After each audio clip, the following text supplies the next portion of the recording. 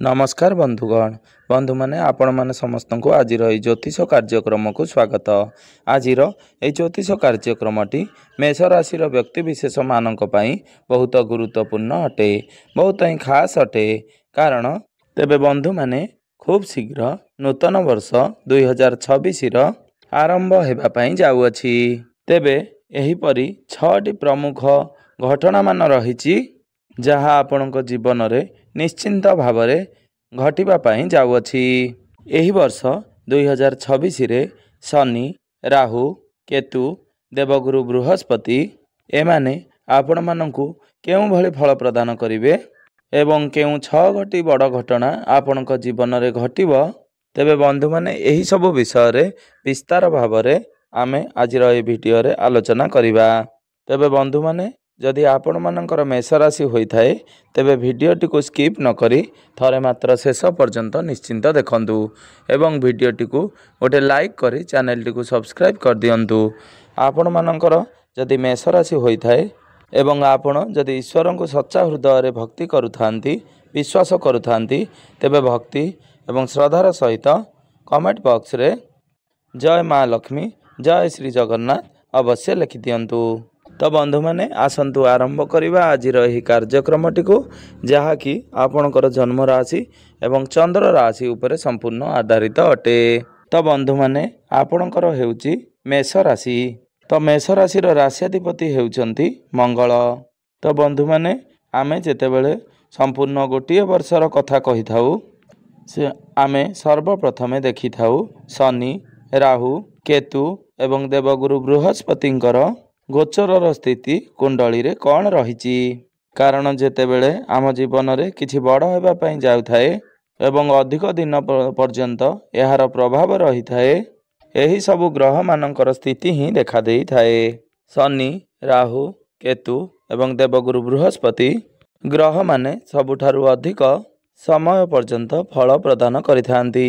कारण अन्य जो ग्रह मान रहिले से माने प्रत्येक दिन किंबा अल्प किछि दिन रे निजर राशि परिवर्तन करिथांती तेणु सेमानकर प्रभाव कम समय पय रही थाए। किंतु शनि ग्रह गोटिए राशि रे 2.5 वर्ष पर्यंत रही थांती। राहु एवं केतु गोटिए राशि रे 1.5 वर्ष पर्यंत रही थांती एवं देवगुरु बृहस्पति गोटिए राशि रे संपूर्ण 1 वर्ष विराजमान रही थांती। तेणु गोटिए वर्षर कथा कहले आमे सर्वप्रथमे शनि, राहु, केतु एवं देवगुरुंगर स्थिति उपरे ही तर्जमा करिथांती। तो बंधु माने एही 2026 मसीहार आरंभरू देवगुरु बृहस्पति आपणकर तृतीय भावरे गोचर करुछंती। आपणकर द्वादश भावरे शनि गोचर करुछंती। आपणकर एकादश भावरे राहु गोचर करुछंती एवं पंचम भावरे केतु गोचर करुछंती। तो 11 मार्च 2026 रे गुरु आपणकर तृतीय भावरे मार्गी होइजिबे। तो एही 2026 मसीहारे आपणकर जीवन रे घटिबाकू जाउथुबा 6 प्रमुख घटना मध्यरु प्रथम घटनाटी हेउची आपण विदेश यात्रा करि पारंती। आपण कोनोसी दूर जगह को यात्रा करि पारंती। 25 जुलाई परे आपणकर विदेश यात्रा जोग बनुअछि। आपण कोनोसी दूर स्थान को आपणकर काम रे हेउ किंबा बुलाबुली रे हेउ टूर रे जाई पारंती। एही वर्ष 2026 रे आपण लुहा जातीय कोनोसी जिनिस बा मेसिन जातीय कोनोसी जिनिस किंबा कोनोसी इलेक्ट्रोनिक्स जिनिस आपण किना किनी करि पारंती। द्वितीय घटनाटी जहा एही वर्ष 2026 रे आपणक जीवन रे घटिबा पई जाउछि। तो 2 जून को जेतेबेले गुरु आपणकर चतुर्थ भाव को चली आसिबे एवं आपणकर दशम भाव को देखिबे। तो जेहेतु गुरु आपणकर चतुर्थ भाव रे उच्चस्थ होई जिबे तेणु आपणकर मांकर स्वास्थ्य रे जेउ सब समस्या रहितिला किंबा आपण को नै से आपणक मां चिंता रे रहुतिले किंबा कोनोसी भी कथा को नै आपणक मां टेंशन रे रहुतिले तेबे जून 2 तारिख परठारु आपण ए सब रे परिवर्तन देखिबा पई पाइबे जहा कि आपणक पई सकारात्मक रहिबो। आपण आपणकर मांकर स्वास्थ्य रे उन्नति देखिबा पई पाइबे। आपण को नै से जो चिंता रे रहुतिले तो तांकर चिंता दूर हेबो किंबा आपण जदि आपणकर मां को नै चिंता रे रहुतिले ତ ଆପଣଙ୍କର ଚିନ୍ତା ମଧ୍ୟ ଦୂର ହୋଇଯିବ। ତ ଜୁନ୍ 2 ତାରିଖ ପରେ ଆପଣଙ୍କୁ ଆପଣଙ୍କର ପରିବାରର କୌଣସି ଖୁସି ଖବର ଆପଣଙ୍କୁ ପ୍ରାପ୍ତି ହୋଇପାରେ କିମ୍ବା ଆପଣ ଆପଣଙ୍କର ପରିବାରକୁ କୌଣସି ଖୁସି ଖବର ଦେଇପାରନ୍ତି। ତୃତୀୟ ମହତ୍ତ୍ୱପୂର୍ଣ୍ଣ ଘଟଣାଟି ହେଉଛି ଯେତେବେଳେ ବର୍ଷ 2026 ଆରମ୍ଭ ହେବ, ତ ଆରମ୍ଭରେ ଯେଉଁ 4-5 ମାସ ରହୁଛି ଅର୍ଥାତ୍ ଜାନୁଆରୀ, ଫେବୃଆରୀ, ମାର୍ଚ୍ଚ, ଏପ୍ରିଲ, ମଇ ମାସ ପର୍ଯ୍ୟନ୍ତ ଏହି 4-5 ମାସ ମଧ୍ୟରେ ଆପଣ କୌଣସି ଶୁଭ ମାଙ୍ଗଳିକ କାର୍ଯ୍ୟର ଆୟୋଜନ କରିପାରନ୍ତି କିମ୍ବା ଆପଣ ଯଦି କୌଣସି କାର୍ଯ୍ୟର ଆରମ୍ଭ କରିବାକୁ ଚାହୁଁଥିଲେ ତ କୌଣସି ନୂତନ କାର୍ଯ୍ୟର ଆରମ୍ଭ ମଧ୍ୟ ଆପଣ କରିପାରନ୍ତି। କୌଣସି ନୂତନ କାର୍ଯ୍ୟ ପ୍ରତି ଆପଣଙ୍କର ମନରେ ଆଗ୍ରହ ଆସିପାରେ। ଆପଣ କିଛି ଏକ୍ସଟ୍ରା ଇନକମ୍ ସୋର୍ସ ବିଷୟରେ ଚିନ୍ତା କରିପାରନ୍ତି ଏବଂ ସେଥିରେ ଆପଣ ଆଗକୁ ମଧ୍ୟ ବଢ଼ିବେ। କାରଣ ଗୁରୁଙ୍କର ସପ୍ତମ ଦୃଷ୍ଟି ଆପଣଙ୍କର ଭାଗ୍ୟ ଭାବ, ଆପଣଙ୍କର କୁଣ୍ଡଳୀର 9ମ ଭାବ ଉପରକୁ ରହିବ। ବିଶେଷ କରି 11 ମାର୍ଚ୍ଚ ପରେ ସବୁଠାରୁ ଅଧିକ ଶୁଭ ସମୟ ରହୁଛି। ତ ବନ୍ଧୁମାନେ ଏବେ ଆସନ୍ତୁ ଜାଣିନେବା ଚତୁର୍ଥ ମହତ୍ତ୍ୱପୂର୍ଣ୍ଣ ଭବିଷ୍ୟବାଣୀ ବିଷୟରେ। ତେବେ ବନ୍ଧୁମାନେ ଏହି ଆସୁଥିବା ବର୍ଷ 2026ଟି ସୂର୍ଯ୍ୟଙ୍କ ଦ୍ୱାରା ଶାସିତ ହେବ, ଅର୍ଥାତ୍ ଏହି ବର୍ଷଟି ସୂର୍ଯ୍ୟଙ୍କର ବର୍ଷ ଅଟେ। ତ ଆପଣଙ୍କର ପଞ୍ଚମ ଭାବର ଅଧିପତି ହେଉଛନ୍ତି ସୂର୍ଯ୍ୟ। ତ ମେଷ ରାଶିର ବ୍ୟକ୍ତିବିଶେଷମାନଙ୍କର ବିଦ୍ୟାର୍ଥୀମାନଙ୍କ ପାଇଁ ଏହି ବର୍ଷ 2026ଟି ବହୁତ ହିଁ ଖାସ୍ ରହିବ। ତ ସୂର୍ଯ୍ୟ ହେଉଛନ୍ତି ସରକାରୀର କାରକ ଗ୍ରହ। ତ ଆପଣ ଯଦି ଏହି ସମୟରେ କୌଣସି ଗଭର୍ଣ୍ଣମେଣ୍ଟ ରିଲେଟେଡ୍ ଏକ୍ଜାମ୍ ଦେଉଛନ୍ତି ତେବେ ସେଥିରେ ଆପଣଙ୍କୁ ନିଶ୍ଚିନ୍ତ ଭାବରେ ସଫଳତା ଲାଭ ହେବ। ଆପଣଙ୍କୁ ଗଭର୍ଣ୍ଣମେଣ୍ଟ ସେକ୍ଟରରୁ ଲାଭ ପ୍ରାପ୍ତି ହେବ। ଯଦି ପୂର୍ବରୁ ଆପଣ କୌଣସି ସ୍ଥାନରେ ଆଡ଼ମିସନ୍ ନେବାକୁ ଚାହୁଁଥିଲେ କିମ୍ବା ଫର୍ମ ଫିଲ୍ଅପ୍ କରିବାକୁ ଚାହୁଁଥିଲେ ତ ଏହି ବର୍ଷଟି ଆପଣଙ୍କ ପାଇଁ ବହୁତ ଭଲ ରହିବ। ତ ଯଦି ଆପଣ ସରକାରୀ ଚାକିରି କରୁଛନ୍ତି ତେବେ ସେଥିରେ ଆପଣଙ୍କୁ ଅଧିକ ଲାଭ ଦେଖିବାକୁ ମିଳିବ। ତ ଚାକିରି କ୍ଷେତ୍ରରେ ଆପଣଙ୍କର ପଦୋନ୍ନତି ହେବ। ଆପଣ ନିଜର କ୍ୟାରିୟରରେ ବହୁତ ଭଲ ଇମ୍ପ୍ରୁଭମେଣ୍ଟ ଦେଖିବାକୁ ପାଇବେ, ଗ୍ରୋଥ ଦେଖିବାକୁ ପାଇବେ। କାରଣ ସୂର୍ଯ୍ୟ ହେଉଛନ୍ତି ଆପଣଙ୍କର ପଞ୍ଚମ ଭାବ ତ୍ରିକୋଣର ଅଧିପତି। ତେଣୁ ଏହି ବର୍ଷ 2026ରେ ସୂର୍ଯ୍ୟ ଆପଣଙ୍କୁ ଲାଭ ହିଁ ଲାଭ ପ୍ରାପ୍ତି କରାଇବେ। ତ ବନ୍ଧୁମାନେ ଏବେ ଆସନ୍ତୁ ଜାଣିନେବା ପଞ୍ଚମ ମହତ୍ତ୍ୱପୂର୍ଣ୍ଣ ଭବିଷ୍ୟବାଣୀ ବିଷୟରେ। ତ ବନ୍ଧୁମାନେ ଶନି ଆପଣଙ୍କର ଦ୍ୱାଦଶ ଭାବରେ ଗୋଚର କରୁଛନ୍ତି ଏବଂ 2026 ମସିହାରେ ମଧ୍ୟ ଆପଣଙ୍କର କୁଣ୍ଡଳୀରେ ଶନି 7.5ର ପ୍ରଥମ ଚରଣ ଚାଲିବ। ତେଣୁ ଆପଣଙ୍କୁ ଆପଣଙ୍କର ପାଦରେ କିଛିଟା ଯନ୍ତ୍ରଣା ଅନୁଭବ ହୋଇପାରେ। ଆପଣ ନିଜର ପାଦରେ ଥକାପଣ ଅନୁଭବ କରିପାରନ୍ତି।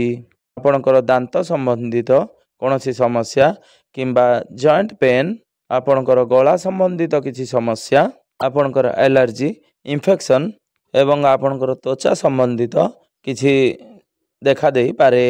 ଆପଣଙ୍କୁ ନିଜର ବାଣୀ ଉପରେ ସମ୍ପୂର୍ଣ୍ଣ ଭାବରେ ନିୟନ୍ତ୍ରଣ ରଖିବାର ଅଛି।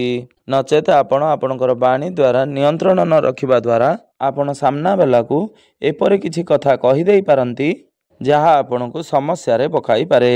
କାରଣ ଶନିଙ୍କର ଦୃଷ୍ଟି ଯେହେତୁ ଆପଣଙ୍କର ଦ୍ୱିତୀୟ ଭାବ ବାଣୀ ଭାବ ଉପରେ ରହୁଛି ତ ଆପଣଙ୍କର ବାଣୀରେ ଟିକେ ରୁକ୍ଷତା ଆସିଯିବ। ବିଶେଷ କରି 25 ଜୁଲାଇରୁ ନେଇ ଅକ୍ଟୋବର ମାସ ପର୍ଯ୍ୟନ୍ତ ଯେତେବେଳେ ଶନି ବକ୍ରି ହୋଇଯିବେ ସେତେବେଳେ ଆପଣଙ୍କୁ ଏହିସବୁ କଥା ପ୍ରତି ଧ୍ୟାନ ରଖିବାକୁ ହେବ। କାରଣ ଏହି ସମୟରେ ଶନିଦେବ ଆହୁରି ଶକ୍ତିଶାଳୀ ହୋଇଯିବେ। ତେଣୁ ଏହି ସବୁଥିରେ ଆପଣଙ୍କୁ ଅଧିକ ନକାରାତ୍ମକ ପ୍ରଭାବ ଦେଖିବାକୁ ମିଳିବ। ତ ଏହି ସମୟର ଅବଧି ମଧ୍ୟରେ ଆପଣଙ୍କୁ ଅଧିକ ସତର୍କତା ଅବଲମ୍ବନ କରିବାର ଅଛି। ଆପଣଙ୍କ ପାଇଁ ଷଷ୍ଠ ମହତ୍ତ୍ୱପୂର୍ଣ୍ଣ ଭବିଷ୍ୟବାଣୀ ହେଉଛି ରାହୁ ଆପଣଙ୍କର ଏକାଦଶ ଭାବରେ ଗୋଚର କରୁଛନ୍ତି ଏବଂ ସମ୍ପୂର୍ଣ୍ଣ ବର୍ଷ ସାରା ରାହୁ ଆପଣଙ୍କର ଏକାଦଶ ଭାବରେ ହିଁ ଗୋଚର କରିବେ।